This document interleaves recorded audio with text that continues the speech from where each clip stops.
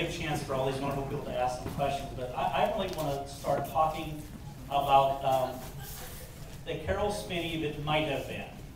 You had two passions as a child. Yes, I did. I fell in love with comics, comic strips, particularly the Sunday strips.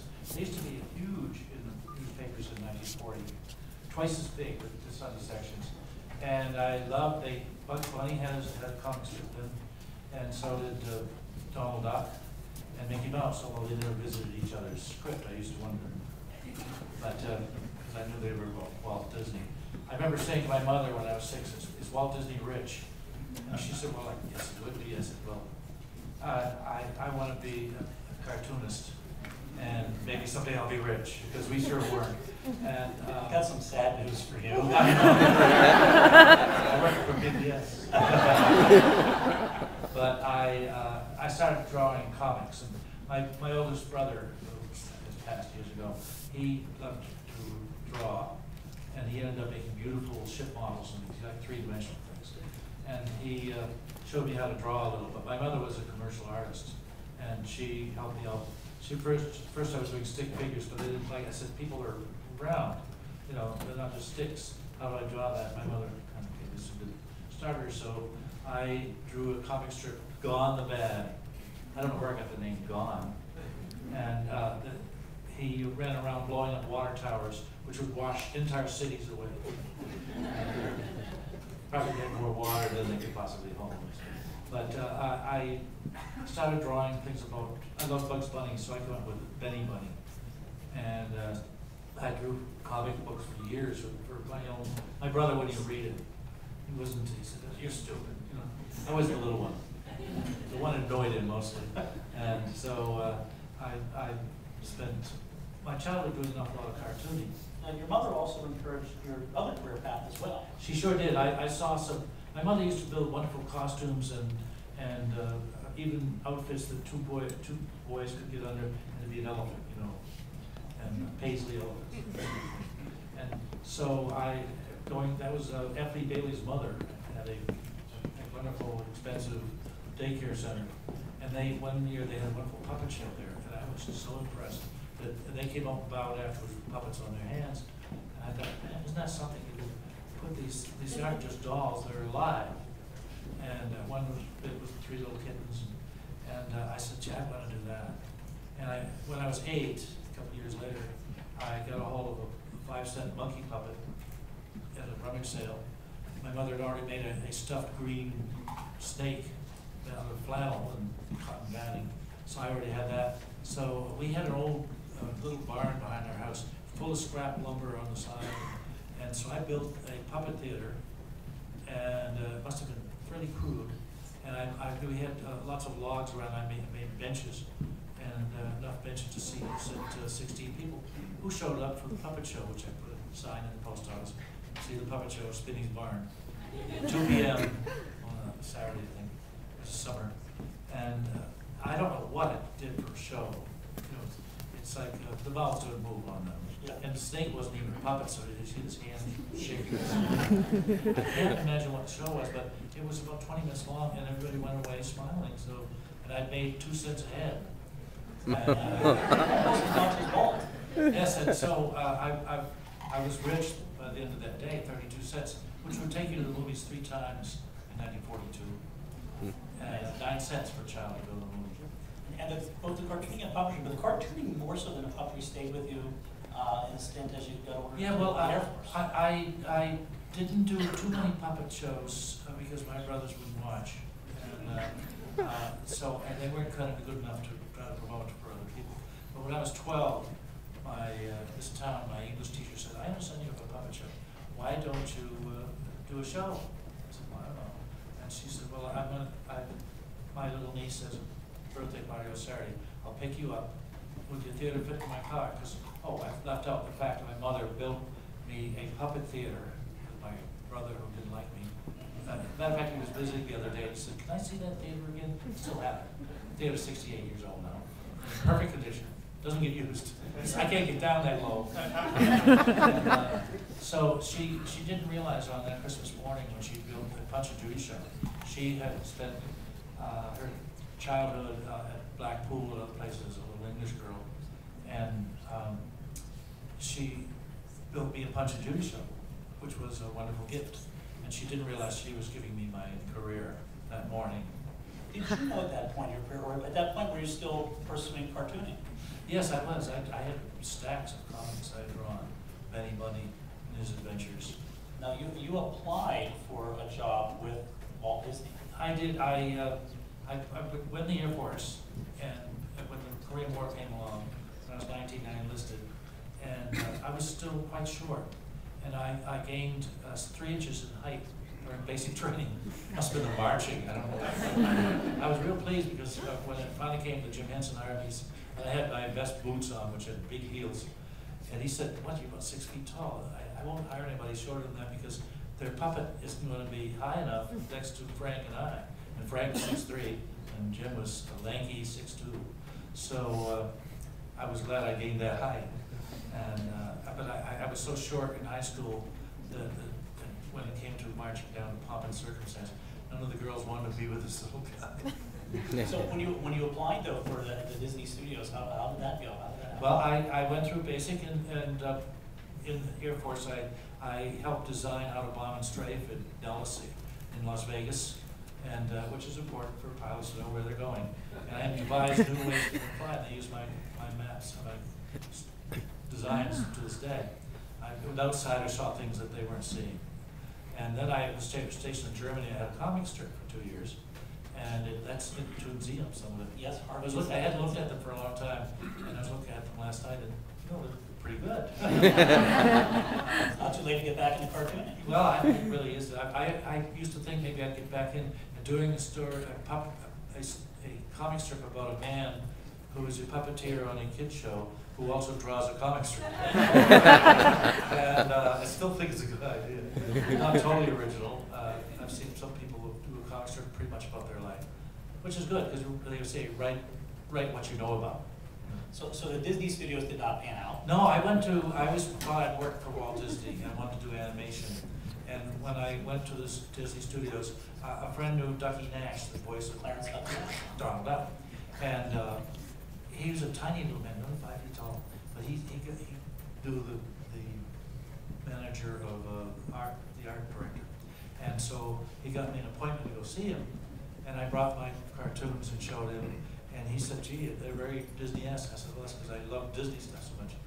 And he said, "Well, that's what we're looking for." And Walt Disney then suddenly walked in the room, and I said, "Wow, can I talk to him?" He said, "He's busy." And so he goes, "Watch, just a little wait distant from me," and through an open door, I see him pick up a pointer and pointing at a storyboard about a new Donald Duck short. And his animators were all out of my sight. So I said, "This is the greatest thing."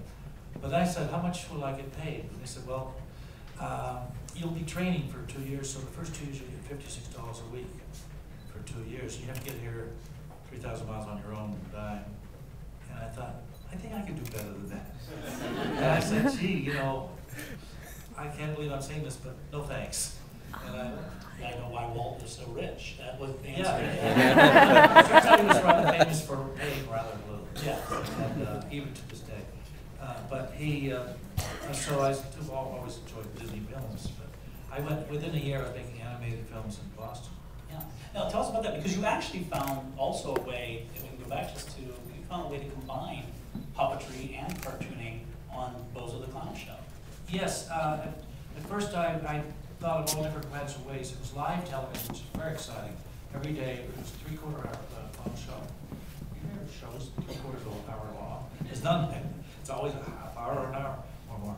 But it was fun to work on this thing, and I thought of all different ways to do puppets for television, including black art theater, where I'm all in black velvet and things would appear to float against black screen.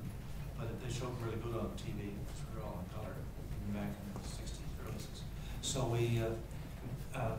I thought of this thing, I want to do something better than what the Bozo show, as much as fun as it was to work on it. It wasn't really doing anything really for the world other than being another silly show. And so I decided to build a new puppet approach to puppetry. Combine animation, like animated backgrounds, to live puppets, so that the puppets can somehow be on the screen or even jump forward and suddenly I transfer the image now to a live puppet in front. So I made a big theater and sold the idea to a puppet festival of the Puppeteers of America in 1969. And I got there, I discovered that my show though was only 45 minutes long, and that was the evening's presentation. They said, well, we want you to make it an hour and a half. I said, I don't have any material for an hour and a half. And I had written a lot of stuff for it, and Pickle Puss, my cat, was the master of ceremonies. And so I had this elaborate show, and as soon as I had to set up the lighting very carefully before the audience got there, because you couldn't have any floodlights directly on the screen. You could aim the effect. So I built in lighting in my show so that puppets would be seen, but not have any broadcasting light onto my rear screen projection, which would be up behind my head. And I worked on my knees because I didn't want the theater to be 20 feet tall. And even at that, it was pretty tall. I had a big screen. And I made it widescreen, even though it was back in '69, it was the first widescreen stuff. And you should have patented that. I know. So I start my music with the switch. I could also turn on the projector, which is nowhere near me, projecting from way behind. And I look up and they put a big spotlight on, and I can't see the screen. I couldn't tell if the audience could still see a kind of washed out image. I couldn't see any image whatsoever. How could I now puppet, and precisely at the second that the character jumps off the screen and suddenly have the three-dimensional puppet to finish the dance and then jump back into the scene and then run away? I thought that was a pretty good first thing. I had about 5 or 6 examples of I call it experimental theater, because I really want to see. I thought those two would be nice, jammed together. And I couldn't get them to turn off the light. I finally got out of the place and walked out and talked to the people up in the thing. They were all college, it was a college we were working in. They were all college students who were running. I said, turn off that big light. And they said, we don't know how. I said, well, I'll tell you what, usually there's an on switch and an off switch. The ones, turn off all the ones that say on until it's, my screen is dark, please. And so I also projected still scenes on the background too, which would make the elaborate, quick changes. And so I didn't have any slide in at the moment for that separate projector. So, but I finally couldn't get any cooperation at all. And I discovered I could do shadow theater, and I was the shadow. And so I pretended I was pulling my hair out. I think I actually was. I got quite funny in my desperation.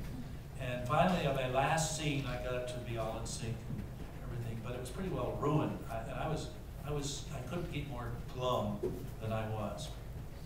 So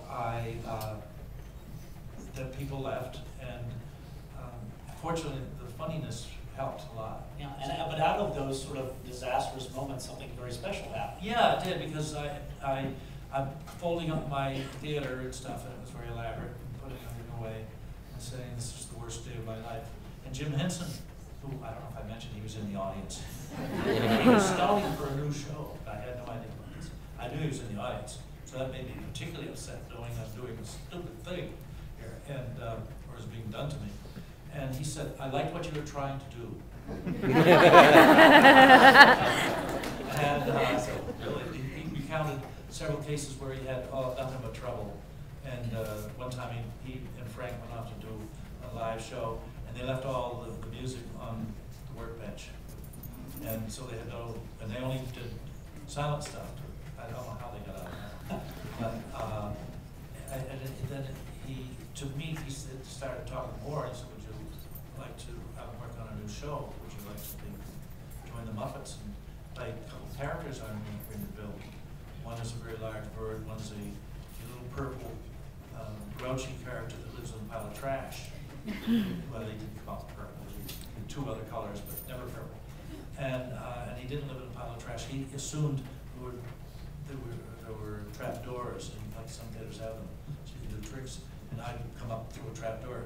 Well, we had a so tall cement floor, there was no traps. So we put him in a trash can.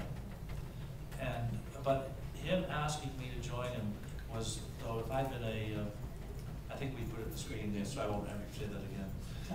I get a little band from Liverpool. So I felt that the Muppets were the sort of the Beatles of the puppet world. Absolutely. And I was, or at least a puppeteer. And so that was the beginning of this 41-year career. I have a three-year contract, so I expect to be doing it for a while longer. And When I was 35, I got the job, so you do the arithmetic, realize I'm in my late 50s.